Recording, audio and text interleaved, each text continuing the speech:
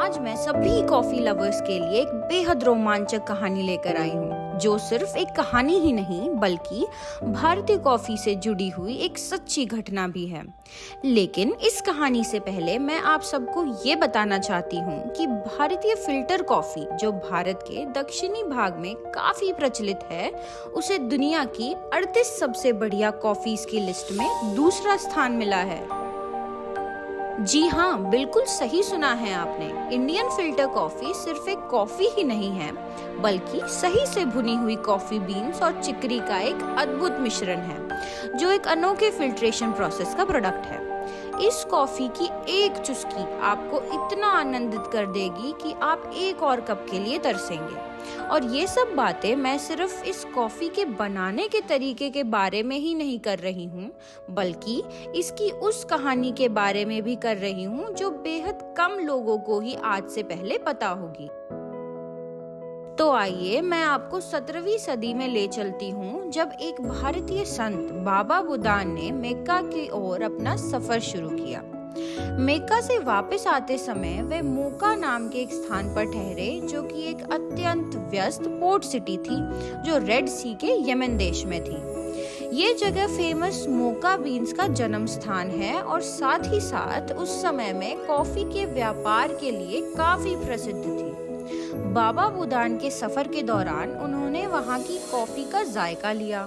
उसे पीने के बाद वे तो मानो मंत्रमुग्ध ही हो गए और उन्होंने सोचा कि ये कॉफी तो उनके देश में भी होनी चाहिए, ताकि उनके देश के लोग भी इसका वैसे ही मजा ले सके जैसे उन्होंने यमन में लिया था। लेकिन 17वीं सदी में अरब देश अपनी कॉफी के व्यापार को बहुत निगरानी में रखते थे और सिर्फ भुनी हुई कॉफी के बीज ही दूसरे देशों में भेजा करते थे, जिसके चलते साबुत कॉफी बीजों का व्यापार गैर कानूनी था। इसके बावजूद भी बाबा बुदान ने साबुत कच्ची कॉफी बीजों को भारत में लाया। और वो कैसे, आइए जानते हैं। बाबा बुदान कैसे कॉफी को भारत लेकर आए, इस कहानी के भी कई संस्करण हैं। कुछ लोग कहते हैं कि वे अपनी दाढ़ी में 7 कॉफी के बीज छुपा कर लाए। कुछ कहते हैं कि उन्होंने बीजों को अपनी छाती से चिपका लिया था, तो कुछ कहते हैं कि उन्होंने उन बीजों को अपने कपड़ों में छुपा लिया था। लेकिन बाबा बुदान ने चाहे कोई भी तरीका इस्तेमाल किया हो, ये बात तो पक्की है कि वे उन बीजों को भारत लाने में सफल हो गए थे और अपने घर भारत के कर्नाटका में आकर उन बीजों को उगा दिया था। और ये 7 बीज बने भारत की कॉफी की कहानी के पहले 7 बीज। इसके बाद 18वीं सदी में अंग्रेजों ने कॉफी व्यापार को भारत में बढ़ाया और दक्षिणी भारत में कॉफी को उगाना शुरू किया। उन्होंने वहां के कई जंगलों को साफ करके वहां कॉफी के बागान बनाए। आज सबकी चहीती कॉफी सिर्फ भारत में ही नहीं बल्कि देश विदेश में भी बहुत मशहूर है, और इसलिए भारत आज दुनिया के कई बड़े कॉफी का व्यापार करने वाले देशों में आता है। भारतीय कॉफी को कई देश जैसे कि यूरोप और अमेरिका पसंद करते हैं। इसके साथ साथ भारत के सभी क्षेत्रों में कॉफी को पीने के अलग अलग तरीके हैं। जैसे कि दक्षिण भारत में कॉफी को दूध और चीनी मिलाकर पिया जाता है, तो कई दूसरे क्षेत्रों में कॉफी को बिना दूध के काली ही पिया जाता है।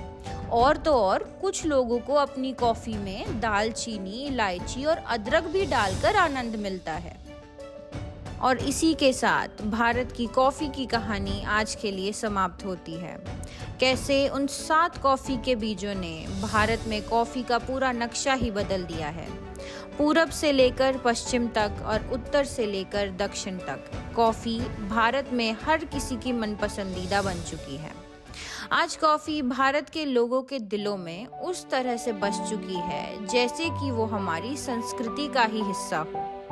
आज कॉफी सिर्फ एक गर्म दूध में मिला हुआ कोई पाउडर ही नहीं, लेकिन दिलों को तसल्ली पहुंचाने वाली एक गर्म झप्पी की तरह है, जो हम सबको आपस में बांधती है। आखिर में हमें सभी उन किसानों का शुक्रिया करना चाहिए जो दिन रात लगाकर उस कॉफी को सींचते हैं, ताकि हम अपनी मनपसंदीदा कॉफी का इत्मीनान से आनंद ले सकें। ऐसी ही और भी रोमांचक वीडियो के लिए बने रहें द कॉग्निजेंट ग्रो हिंदी के साथ।